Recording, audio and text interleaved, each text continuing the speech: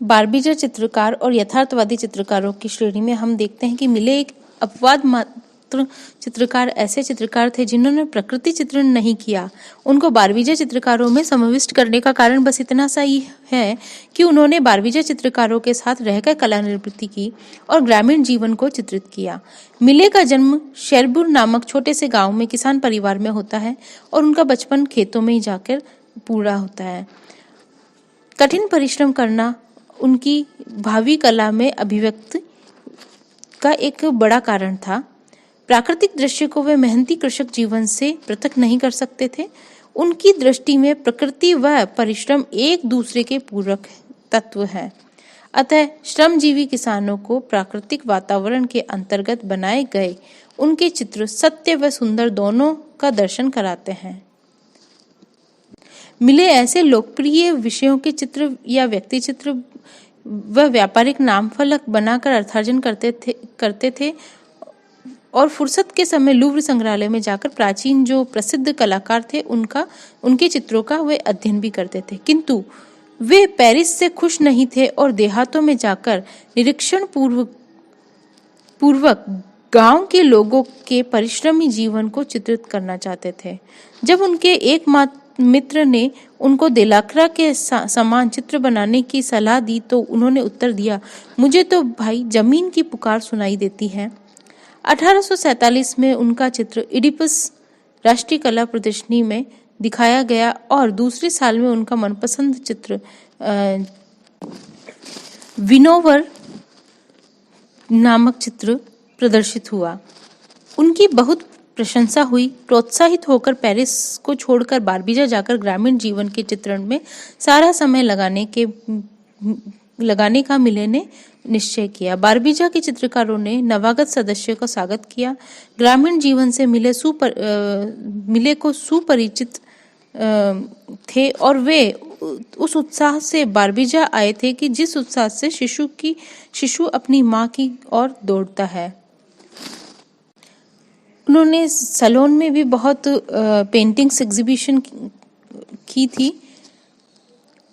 ली हर्बे में काम शुरू किया। इन्होंने न्यूड्स बनाए। ओल्ड मास्टर्स की पेंटिंग्स को दोबारा इन्होंने बनाया। सुजाने एंड द एल्डर्स नामक चित्र इन्होंने प्रसिद्ध चित्र बनाया। 1840 का दौर फ्रांस की राजनीतिक जो उथल पुथल थी उसमें उनका प्रभाव इनकी पेंटिंग पे भी हम देखते हैं, जिसकी बात हमने विनोवर की थी कि सालोन में प्रदर्शित हुआ था और कला संस्था द्वारा खरीदा भी गया था। इस अप्रूवल के बाद कमीशन भी इनको मिला और फिर एक बार एक बाइबल के बेस चित्र को निर्माण करने का काम भी इनको मिला। अचानक कोई क्रिटिसिज्म ने उनके जीवन की रेखा बदल दी। अब तक जैसा काम कर रहे थे उसे छोड़कर मूल रूप से फार्मर्स की लाइफ को उन्होंने किया, जिससे वे जाने भी गए थे, जैसे द वुड कटर्स। इनके रूरल बैकग्राउंड से संबंधित चित्रों में द ग्लीनर्स देख सकते हैं, द एंजलर्स देख सकते हैं, वुमेन बेकिंग ब्रेड देख सकते हैं। बाकी पूरे समय ये बारबीजा में ही रहे। ये पेरिस के बिल्कुल पास में था और यहाँ पे रहते हुए भी इन्होंने बहुत सारे अच्छे चित्र बनाए, जिनमें winter, the pleasant scene, the woodcutter, women sewing, spring, इस प्रकार के इनके चित्र रहे। इनके द ग्लीनर्स नामक चित्र में हम देखते हैं कि खेतों में कटाई के बाद जो कुछ बचता है उसको बीन कर भरण पोषण करने वाली जो स्त्री है उनका चित्रण है।